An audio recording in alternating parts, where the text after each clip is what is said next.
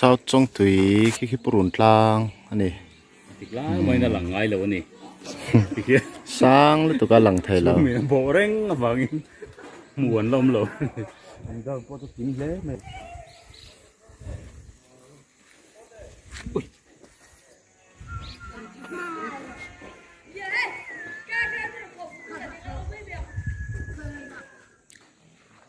sao trong túi baptist việc kiến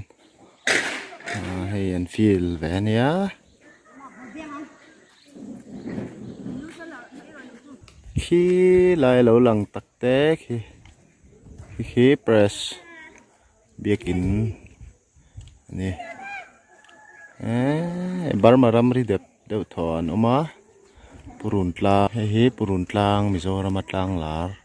mình thăng về khá nè cái OIM library anh có lại đàn chú cement anh luồn á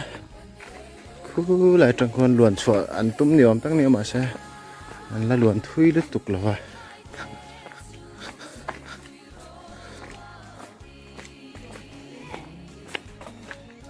khi lại khi purun tlang khan ya chum bỏ khi sao trong tùy khoa chuan hi